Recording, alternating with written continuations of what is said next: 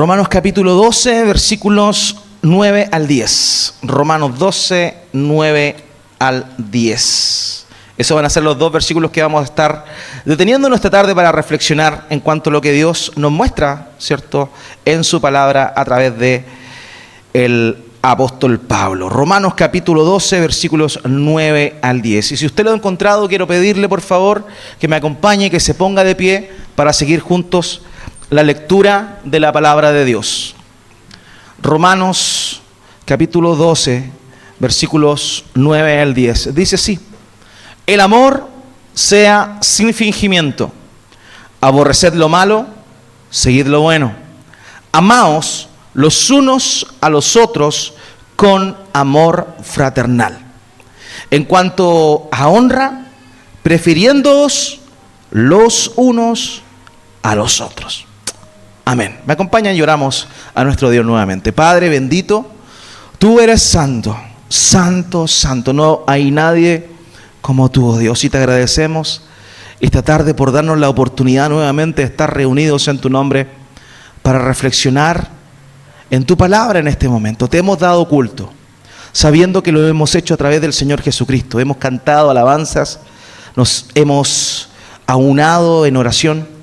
Pero en este momento, Dios, es cuando tú hablas a nuestros corazones.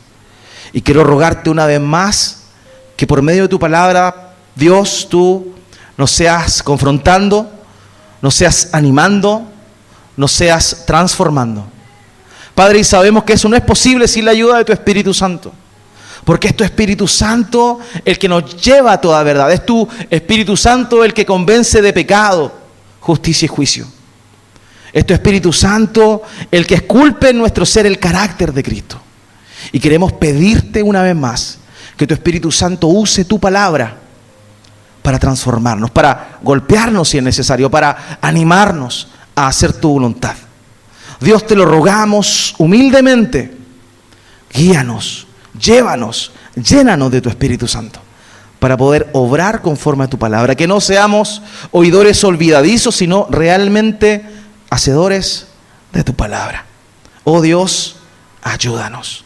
En el nombre de Jesús, guía mis labios, mis palabras para ser claro, sencillo a la hora de explicar tu verdad, sabiendo que es tu Espíritu Santo el que se glorifica en medio nuestro. En el nombre de Jesús, amén. Amén. Tome asiento, por favor, querido hermana, tome asiento. Como lo señalé anteriormente, estas últimas semanas han sido justamente para reflexionar en cómo es que nosotros debemos vivir. Esta serie se llama Adelphos, y Adelphos es la palabra griega que se emplea en el Nuevo Testamento que normalmente se traduce como hermanos. Hermanos. Porque nosotros como hermanos en Cristo tenemos una nueva identidad y junto con ello una responsabilidad. ¿Quién de aquí, levante la mano, es hermano mayor? Hermano mayor en su familia. El único, Varios son hermanos mayores. Y no temo equivocarme al creer que muchas veces les tocó asumir ciertas responsabilidades en función a sus hermanos más pequeños, ¿cierto? Les tocó a algunos cuidarlos cuando iban a algún lado, que estuvieran mirándolos, ¿cierto? Que no se cayeran. Y si les pasaba algo al hermano más pequeño, ¿qué pasaba con el hermano mayor? Se iba de reto. Porque era el mayor, evidentemente tenía esa responsabilidad. Ahora, porque se asume que un hermano mayor tiene responsabilidad con el otro hermano. Y saben que en la familia de la fe esto no es distinto. Lo hemos visto anteriormente. La semana pasada estuvimos hablando de cómo es que todos y cada uno de nosotros tiene una responsabilidad con el otro. Pero para ello es necesario involucrarse. Para ello es necesario ser intencional. Para ello hay que actuar. No es una cuestión simplemente de un sentir, sino que es un sentir que se tiene que traducir en un actuar. En un actuar. Pablo a los Gálatas la semana pasada, en el capítulo 6, exhortaba a los hermanos que se cuidaran, que se apoyaran, que si algunos eran maduros espiritualmente, tuvieran la responsabilidad de ocuparse en aquellos que caían, en aquellos que pecaban. Y hablamos un poco de eso. Hablamos cómo debe ser tratado el pecado en la iglesia, cuando realmente la persona es cristiana, cuando realmente hay un hermano tuyo, una hermana tuya que ha caído, que ha pecado, que ha fallado. ¿Y saben qué? Tenemos que sacarnos de la mente, primeramente nosotros los cristianos, que no nos equivocamos o que no fallamos. Porque uno de los grandes problemas que existe en algunas comunidades de fe, en algunas iglesias cristianas, es justamente este orgullo espiritual de mirar a las demás personas como inferiores, de mirar a las demás personas como pecadores. Mientras que yo tengo una vida espiritual, mientras que yo hago esto otro, pero los demás son simplemente pecadores. Y la verdad es que eso está mal, porque cada uno de nosotros que hemos creído en Cristo somos pecadores salvados por gracia. Me acuerdo que hace un tiempo atrás a la iglesia asistió una persona y se molestó al oír ese concepto. Los cristianos pecamos. Y esta persona decía, no, los cristianos no pueden pecar. ¿Cómo van a ser pecadores si el que peca es del diablo?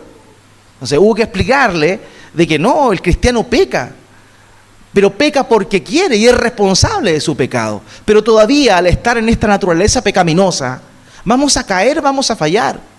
Pero hay mucha gente que siendo cristiana no entiende eso y que no es misericordiosa con un hermano o una hermana que ha fallado. Es más, todas las penas del infierno van para con esa persona. Y Pablo señala en Gálatas capítulo 6 que la persona cuando ve a alguien caer tiene que restaurarle. Es una acción, es un mandamiento, restaurarle. Implica responsabilidad, involucrarse, pero junto con ello, además de eso, implica tener una mirada misericordiosa. Porque Pablo dice, considérate a ti mismo, considerándote a ti mismo. Porque todos nosotros estamos expuestos a la caída. La diferencia entre una persona realmente cristiana y madura con alguien que no es maduro en la fe, justamente radica en entender cómo la gracia de Dios opera en nuestras vidas, en la de cada uno de nosotros. Y que es ella lo único que nos hace valioso. Hermano, hermana, lamento decirte, no es lo buen mozo que eres, no es el tremendo carácter de piedad que tienes, se trata de lo que Cristo hizo por ti, de ninguna otra cosa. Y si hay algo bueno en ti, es porque Cristo está siendo esculpido en tu persona. Y el Espíritu Santo está obrando, el Espíritu Santo está trabajando, y lo único bueno que hay en ti, que hay en mí, es eso, el carácter de Cristo que se está asomando. No hay ninguna gloria. El que se gloríese en conocerme y entenderme, dice el profeta. Y conocerle no es tener un entendimiento superior, teológico, intelectual. El conocerle es tener intimidad con ese Dios. Es tener intimidad con Cristo Jesús. Es todo esto por medio del Espíritu Santo.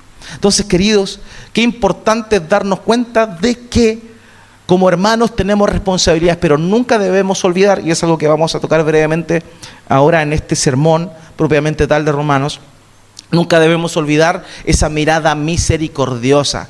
Todos tenemos que mirarnos con amor, con ternura, porque todos estamos en el mismo camino, unos más adelante, otros con más experiencia, otros más cansados tal vez por los años, pero todos, si hemos creído en Cristo y nos hemos arrepentido de nuestros pecados, estamos en el mismo camino y todos podemos tropezar. La gracia es cuán dispuestos estamos de levantarnos los unos con los otros y demostrar de esa manera que somos el cuerpo de Cristo. Amén. A ver, el pasaje que vamos a ver hoy día nos habla básicamente de dos puntos. Quiero enfocarme, habla de varias cosas, pero quiero enfocarme en dos puntos principales que tienen que ver con el amor. Pablo está escribiéndole a los romanos, como lo señalé. Pablo no conocía a esta iglesia, no había ido a Roma, sin embargo sí conocía a hermanos de la iglesia, ¿ya? Porque muchos de ellos habían ido a visitar a Pablo, incluso habían trabajado con él en oportunidades, y estos ya se habían establecido en la ciudad de Roma. Ahora, los primeros capítulos son básicamente, hasta el capítulo 11, doctrina dura, donde él está enseñando cosas que los romanos tienen que entender, porque muchos de ellos que eran judíos estaban entrando en un nivel de jactancia que de pronto miraban a los demás con desdén, pero también habían cristianos que estaban mirando a los judíos a los judíos de raza, digamos, de linaje, con desdén también. Entonces comienza el segmento en el capítulo 2 hablando de el desprecio que los romanos, cristianos romanos, sentían para con los, perdón, que los judíos sentían para con los romanos, que en este caso eran gentiles, que no eran de nacionalidad judía, y al final, en el capítulo 11, empieza a hablar de cómo es que los gentiles, romanos particularmente, muchos despreciaban a los judíos. Y eso hablaba de un problema, de un conflicto que había, al final de cuentas, de que cada uno pretendía ser mejor que el otro. Pretendía ser mejor que el otro. Entonces en el capítulo 12, que ya es como la parte más práctica, ya, que es la parte más práctica del mensaje que Pablo está escribiéndole a los romanos, empieza a hablar de varias cosas, de varios deberes cristianos, y entre ellos toca este punto importante del amor. Y quiero hablar de dos puntos. En primer lugar, un amor que no debe ser hipócrita. Eso es lo primero. Y en segundo lugar, un amor fraternal. Y esos son los dos puntos que vamos a estar tocando esta tarde. Un amor que no sea hipócrita. Acompáñeme por favor al versículo 9. Sígame con la lectura, acompáñeme en la lectura. Dice, el amor sea sin fingimiento. Aborreced lo malo y seguid lo bueno. Para empezar, aquí Pablo no está hablando inmediatamente del amor fraternal, no está hablando del amor de hermanos, está hablando del amor.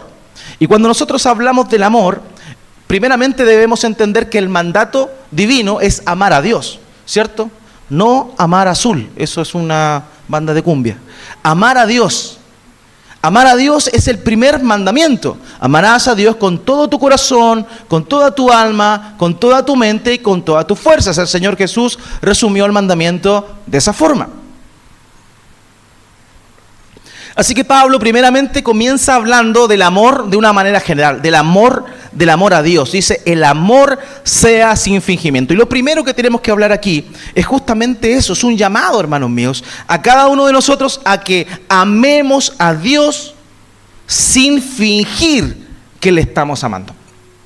Esa expresión griega significa literalmente, y escuche bien, sin hipocresía.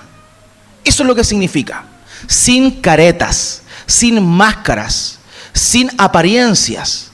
Eso es lo que está hablando. De hecho, etimológicamente significa eso, sin máscaras. Sin máscaras. O sea, Dios quiere que nosotros como cristianos, que hemos sido salvados por gracia, podamos primeramente ser auténticos con Dios. Ser sinceros, ser honestos. Porque la hipocresía o la religiosidad falsa o parcial no es congruente con el carácter de un cristiano real. No es congruente con un cristiano real. Un cristiano maduro, que avanza hacia la madurez, no es un cristiano hipócrita. Y cuando nosotros se nos viene ese concepto, hipócrita, no sé si les pasa a ustedes, pero a mí me pasa, inmediatamente me acuerdo de los fariseos. ¿Les pasa a ustedes? Hipócrita, fariseo, es como sinónimo. Es como que una cosa lleva a la otra. Y nosotros sabemos justamente cómo es que actuaban los fariseos. Ellos mostraban una careta espiritual, pero por dentro no estaban bien. No estaban bien. Y el Señor les dijo muchas veces, crías de serpientes. Eso es lo que literalmente le dice. Cuando generación de víboras significa crías de serpientes, porque las serpientes, en ese tiempo, la más común en la tierra de Israel era la áspid. Y la áspid, ese tipo de serpiente, la cría era más violenta que la áspid adulta. Por eso le dice generación de serpientes, hijos de serpientes, o sea, serpientes chiquititas. Porque eran más violentas, más agresivas. Y muchas veces el fariseísmo espiritual o la falsa religiosidad es violenta con el otro. Y todo esto porque aparenta ser algo que en el fondo no es. Y lo primero que Dios nos dice, no sean así. Que el amor que tienen con Dios sea sin fingimiento. Queridos, nosotros no tenemos que fingir amar a Dios. De verdad. No debemos fingir.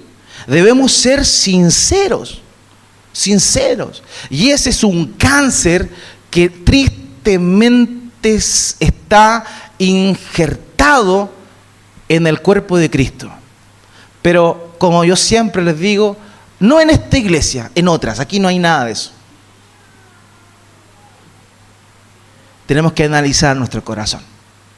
La hipocresía espiritual. ¿Cuántas veces el domingo, cuando estamos juntos como iglesia, podemos ver personas que están sentados ahí siempre con su traje impecable, peinaditos, con una Biblia bajo los brazos? Durante el servicio levanta los brazos, amén, hasta llora durante la predicación, pero luego el lunes llega a su trabajo y empieza a maldecir a los que están debajo de él.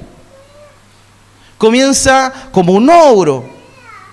Llega, le grita a la esposa, porque no tenía preparado lo que tenía que tenerle preparado para el primer día de trabajo. ¿Dónde está esa persona espiritual que lloraba con la palabra de Dios, que lloraba cantando? ¿Dónde quedó? Quedó ahí, para que los demás lo vieran. Dios no quiere hipocresía. Y todos, hermanos, en algún momento de nuestra vida, hemos pasado por esa etapa, hemos aparentado, hemos fingido. Yo me acuerdo que cuando era joven, uno iba a los campamentos cristianos de jóvenes y bueno, en el tiempo que yo era jovencito, estaba de moda estos encuentros, reencuentros, posencuentros y todas estas cuestiones. Y me acuerdo que el boom en ese entonces era como hablar en lengua.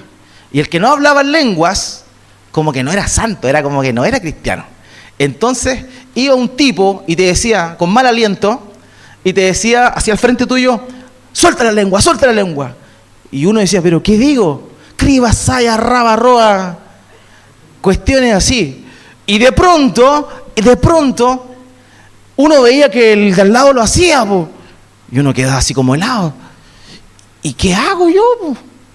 Pensaba en alguna palabra y estaban todos repitiendo la misma cuestión. Entonces, ya, rabasaya, rabacoa. Pero ¿eso qué era? La presión del momento generaba ¿qué? Generaba una hipocresía espiritual. Y en esas pequeñas cosas empezamos nosotros a normalizar la hipocresía espiritual.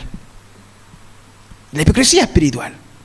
¿Cuántas veces, no sé, mujeres cristianas critican cómo se visten las personas o las mujeres más jovencitas? Pero después uno se entera, y ha sucedido, que esa hermana que se preocupaba de cómo se vestían las más jóvenes maltrata a su madre, no la cuida, no le habla a su hermana porque se pelearon porque tenían un problema de herencia, y cómo también habla de los demás a sus espaldas. ¿Qué pasó con esa hermana tan prudente y tan modesta en su modo de vestir?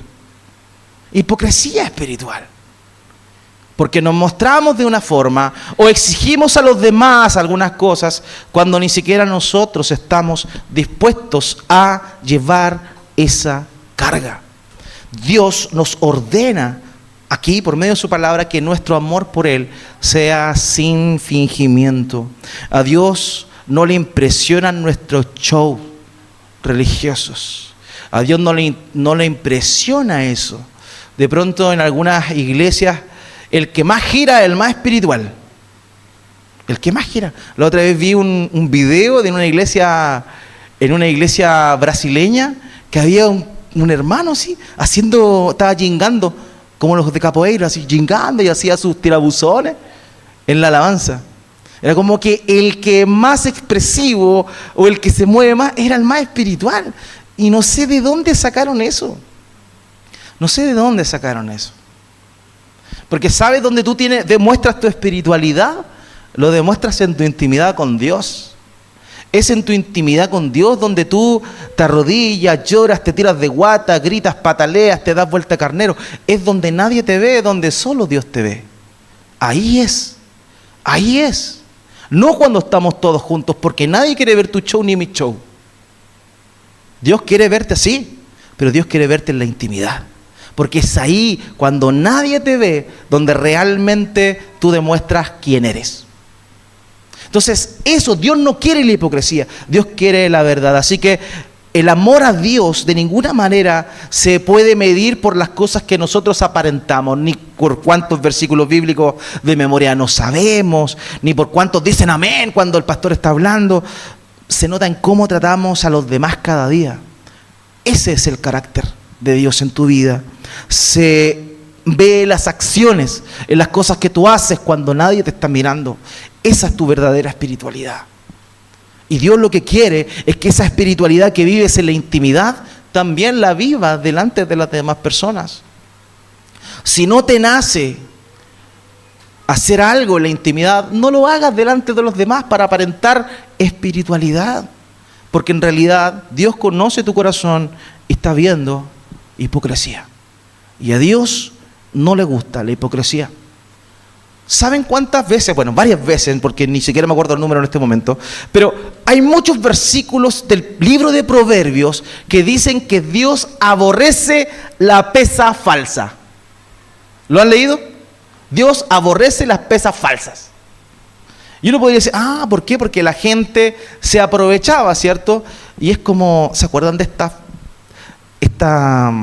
balanzas que habían en los negocios más antiguos, estas que tenían que eran así, ¿cierto? Y que le corrían el peso, ya.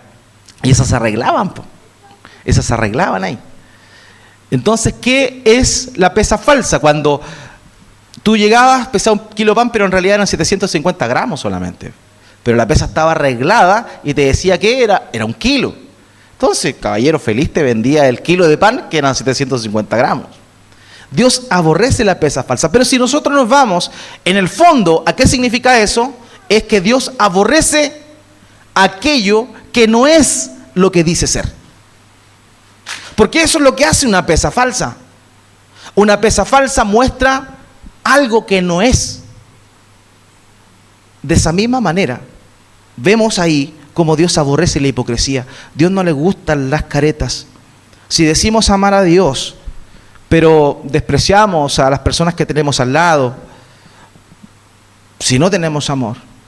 El mismo Pablo en 1 Corintios 13 dice que somos como címbalos que hacen ruido, pero que en realidad ese ruido es molesto para Dios. Así que Dios de ninguna manera, querido, se va a impresionar por nuestro show religioso. Dios mira nuestro corazón. Dios mira nuestro corazón. No olvidemos, ¿cierto?, cómo fue que Dios ordenó al profeta Samuel ir en búsqueda del nuevo rey de Israel, luego de haber desechado a Saúl, y va donde estaban los 7 hijos de Isaí, y al ver a cada uno, ninguno de esos 7 era. Habían varios hombres que tenían las características que tenía Saúl, el cual antes había sido elegido como el rey de Israel, hombres fornidos, de guerra, musculosos, todos tonificados. Pero Dios le dijo a Samuel, ninguno de ellos es. Entonces Samuel, ¿qué le toca hacer? Oye, Isaí, ¿no tiene otro hijo por ahí? Ah, sí, hay uno, David, está allá cuidando la oveja. Tráelo para acá. Y era David. Y Dios le dice a Samuel, los hombres ven lo de afuera, pero yo miro el corazón. Querido, Dios mira nuestro corazón y a Dios no le podemos engañar. Así que lo primero, la base de nuestro amor por Dios tiene que ser esa. Un amor sincero, mostrarnos sinceramente, mostrarnos como lo que somos. Eso es lo que Dios quiere, no ser hipócritas, no diciéndole a los demás cómo tienen que vivir cuando nuestras propias vidas son un desastre. Ahora, esto siempre y cuando nosotros nos presentemos como norma de virtud. Obvio, porque independientemente de que yo me equivoque en algo, si Dios dice que algo está mal, yo tengo la autoridad para decir que eso está mal. No porque lo diga yo, es porque Dios lo dice. Sin embargo, yo no puedo decir, mira, sé como yo. Cuando Pablo dice, imítenme a mí porque yo imito a Cristo, a mí, honestamente, en muchas oportunidades no tendría el coraje para decir eso.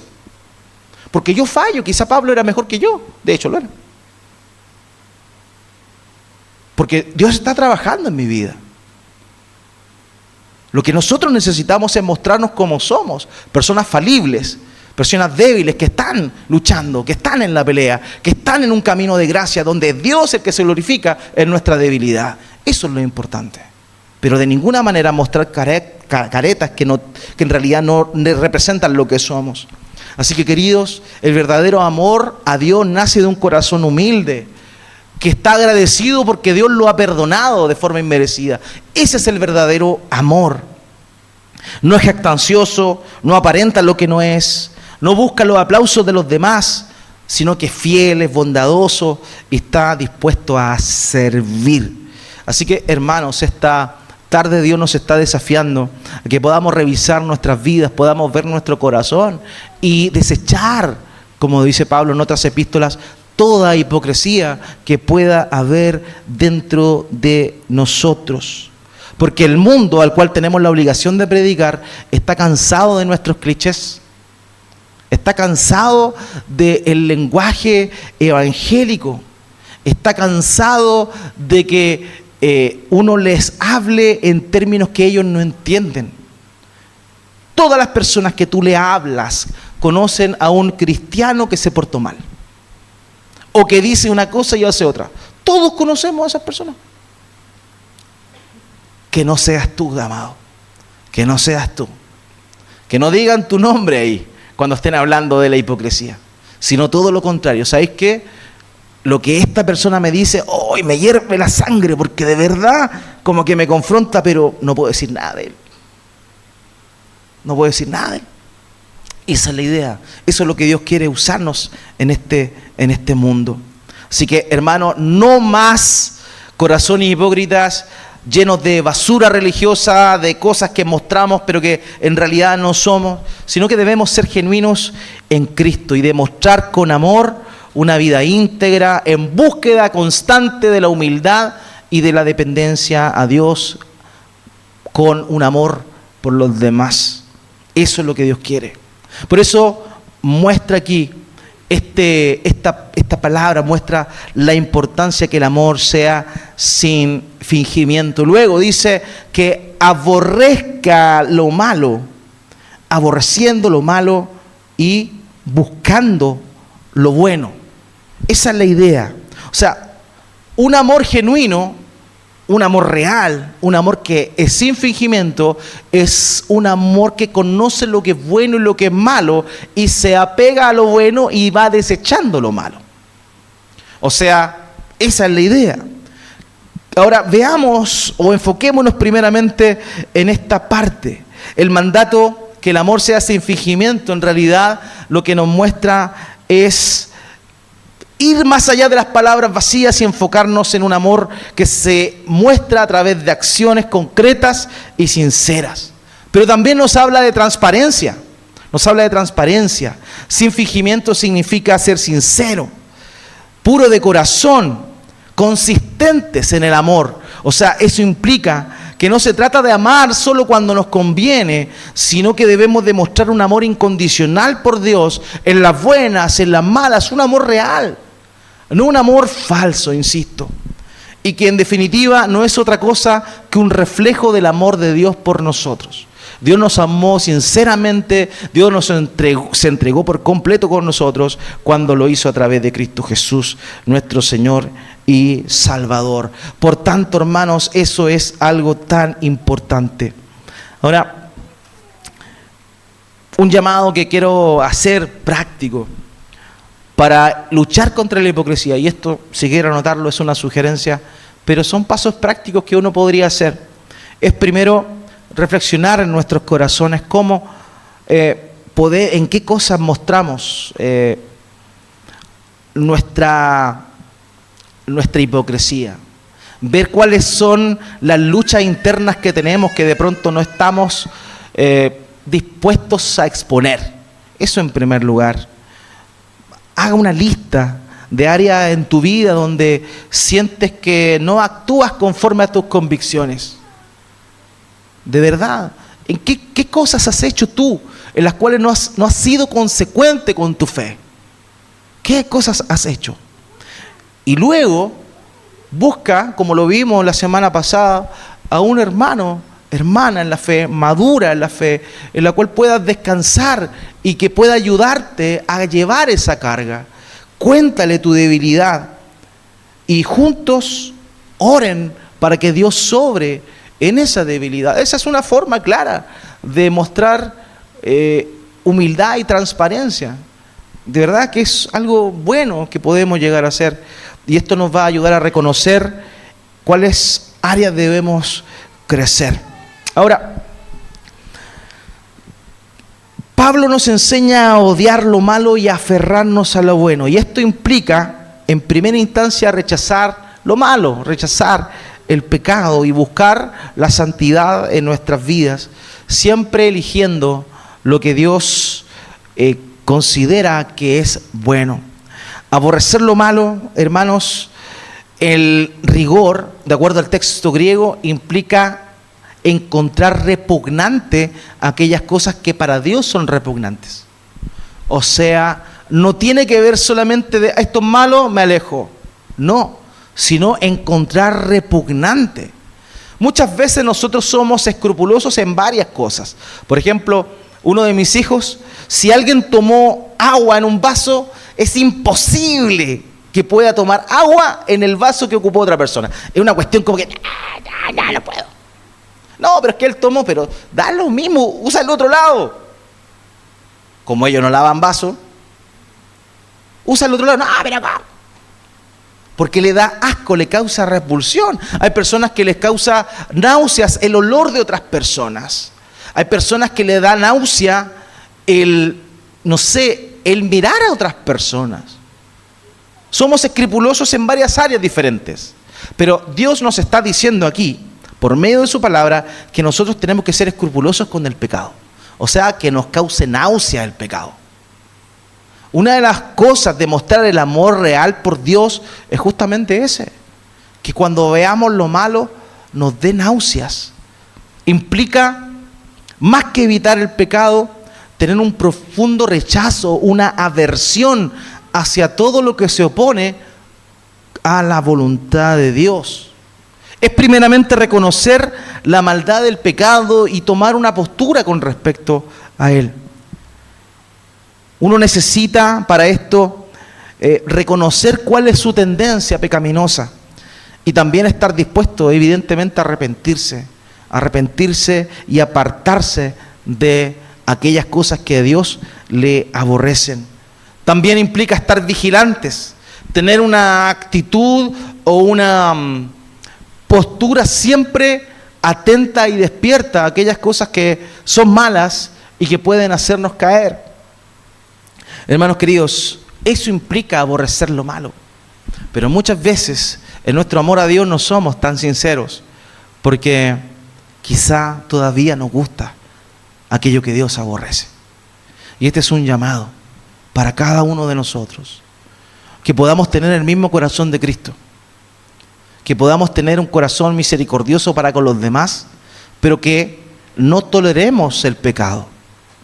No en los demás, ojo, porque el pecado en los demás es problema de los demás. Lo que Dios no quiere es que tú no toleres el pecado en ti. Porque si nos ponemos a ver el pecado en los otros, vamos a encontrar un montón.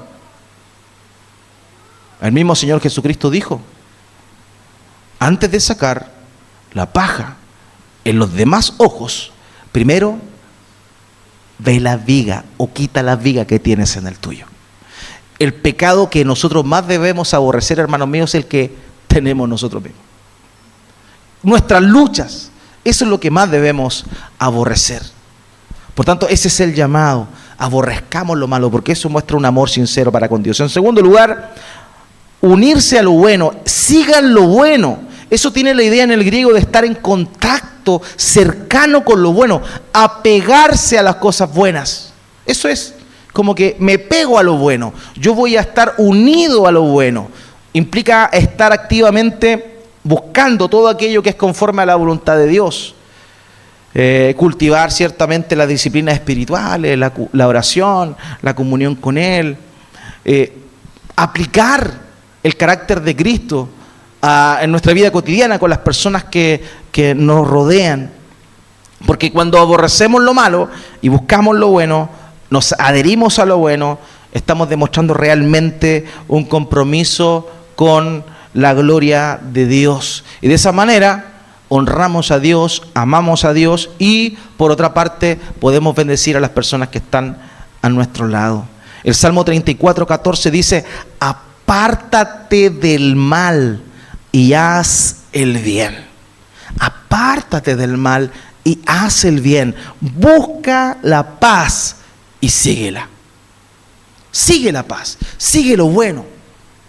Y Salomón, su hijo, en Proverbios capítulo 4, el hijo de David, Proverbios capítulo 4, versículo 24, hace una aplicación también a lo que hablamos. Dice, aparta de ti la perversidad de la boca. Aparta de ti la perversidad de la boca y aleja de ti la iniquidad de los labios. Por tanto, a modo de resumen, Dios quiere, hermanos míos, que le amemos, pero que lo hagamos de una forma sincera, honesta, transparente. ¿Y cómo demostramos eso? Aborreciendo, que nos dé asco lo malo y que nos adhiramos, que nos peguemos a las cosas buenas y que vayamos por ese camino. Y todo esto nos lleva a la aplicación, eso es en una relación vertical con Dios. Pero ¿cómo ahora, teniendo ese amor real, lo podemos emplear horizontalmente, es decir, con nuestros hermanos? Es lo que sigue en el versículo 10. Acompáñeme ahí en nuestro versículo 10, en Romanos 12. Dice, voy a leer la Nueva Biblia de las Américas, dice, sean afectuosos unos con otros, con amor fraternal, con honra, dándose preferencia unos a otros. Fíjese en esto, qué importante es. Ya el amor a Dios, un amor sincero, un amor que busca glorificar a Dios en hacer lo bueno, en ocuparse de lo bueno y en que le cause repulsión las cosas malas. Pero ¿cómo se aplica ese amor sincero en nuestra relación con nuestros padres, en la relación con nuestros hermanos en la iglesia? Habla de un amor fraternal, un amor fraterno. Y este amor es un amor que nos insta a amarnos los unos a los otros y a continuamente estar superándonos en el amor que nos damos. Es un desafío grande, la verdad. Es un desafío grande porque implica un crecimiento en este amor fraternal. No es una cuestión que, sí, yo amo a mi hermano y listo. No. Es, hoy día tú amas a tu hermano, pero mañana tienes que amarle un poco más. Y mañana otro poco más. Y pasado mañana otro poco más. Y así sucesivamente. Es un amor que va creciendo. Es más que simplemente cumplir con un deber. Se trata como de experimentar ese gozo que nos debería dar servir a los demás. Al tratarles con amor, con cuidado, con calidez, con consideración. Ese es el llamado, hermanos. Es como si fuéramos parte de la misma familia.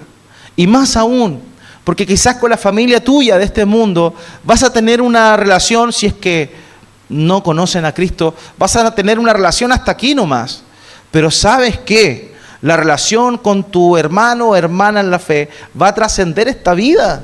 Sí, te vas a encontrar con tu hermano en la eternidad y vas a tener que lidiar con él o con ella por la eternidad. O sea, es algo que es tremendo, es algo que es maravilloso.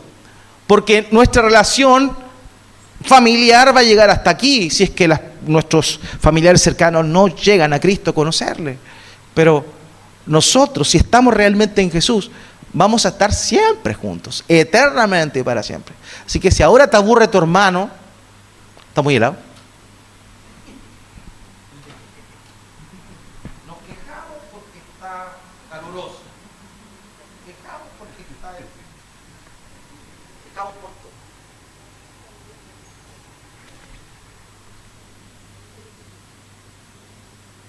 Ahora necesitas ese calor.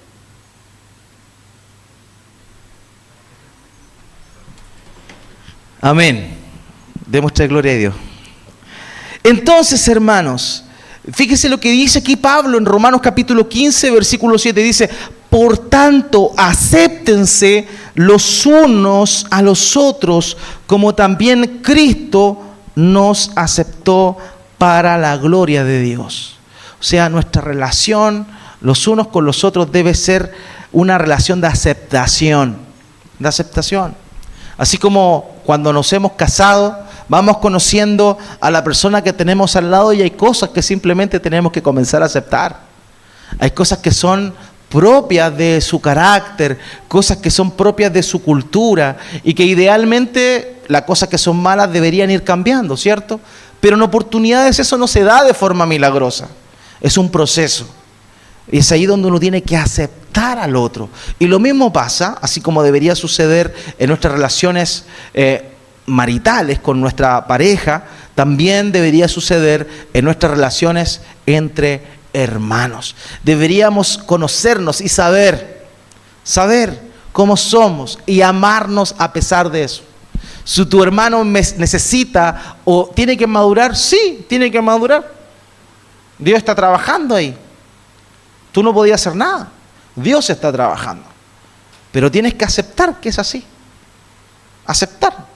Ahora, aceptar no significa aplaudir, ojo. Aceptar no significa taparse los ojos y no decir lo que es. Aceptar significa eso. Yo me acuerdo que tenía un compañero que cuando una persona tenía hacía algo recurrente o hacía alguna tontera recurrente, siempre decía, perdónenlo, es producto de su enfermedad. Cuando un compañero gritaba en la sala así y le decía al profesor, profe, perdónelo, es producto de su enfermedad. Así que cuando uno de ustedes, hermanos míos, vea que otro hermano o una hermana hace lo que siempre hace, ya sabe lo que tiene que decir. Oh, Señor, cámbialo.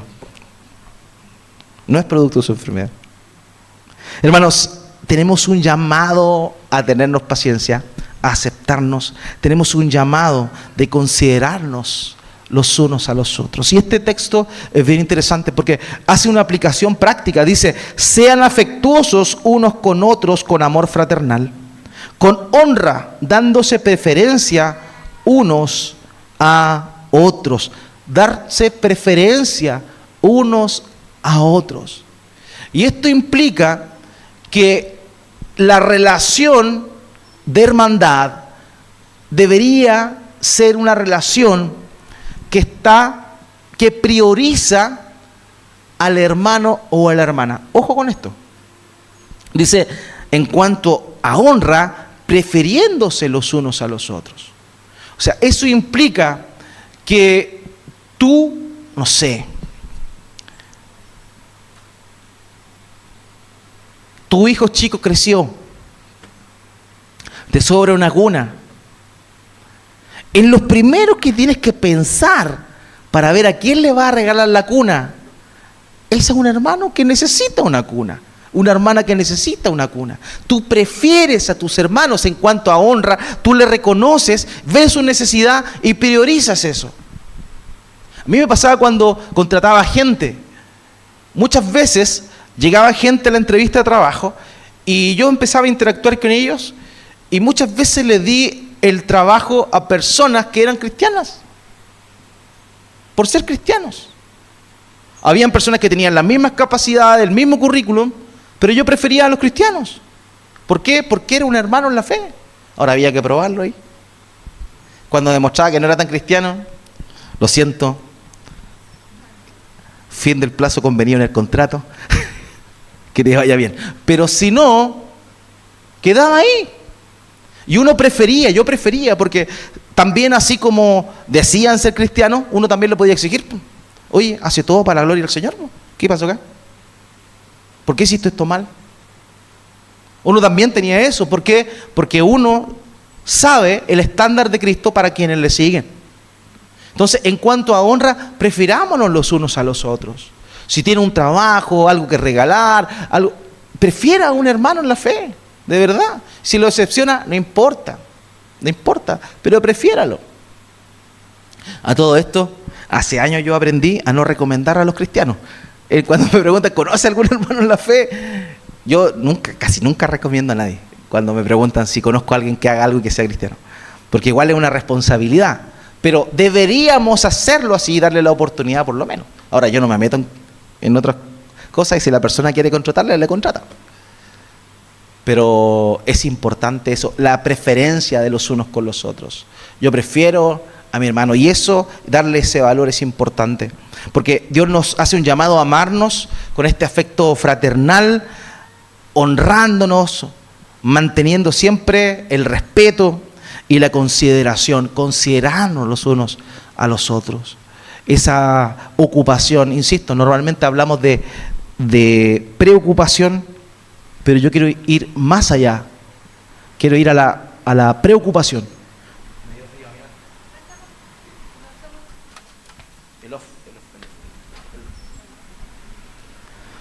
Ok, entonces, hermanos míos, ese es el desafío. Si amamos a Dios, lo hacemos de forma honesta. Lo amamos a Él, nos entregamos a Él, buscamos lo bueno, luchamos contra lo malo, contra esas cargas que nos asedian, pero también actuamos con nuestros hermanos en la fe de una manera en la cual afectuosamente nos relacionamos, nos preferimos los unos a los otros. Así que cuando tenga usted una entrañita, invite al pastor. No. Invite a un hermano en la fe. Comparta con su hermano en la fe. Busque cómo bendecir a su hermano. Eso es importante, eso genera coinonía, eso genera comunión. Y hace que nuestros lazos sean mucho más fuertes, mucho más firmes. De verdad, esa es la manera en la cual Dios quiere que nosotros vivamos. ¿Es un desafío en una sociedad tan individualista como la de hoy? Ciertamente lo es. Ciertamente lo es. Todos nos vamos a fallar. Todos nos vamos a fallar. Yo me acuerdo que una de las cosas que yo siempre le decía a la gente que llegaba a la iglesia cuando me reunía con ellos era: ¿sabes qué? Te voy a fallar. Te voy a fallar. Yo me voy a equivocar. Quizá hable de más, quizá hasta te pele. Voy a fallar.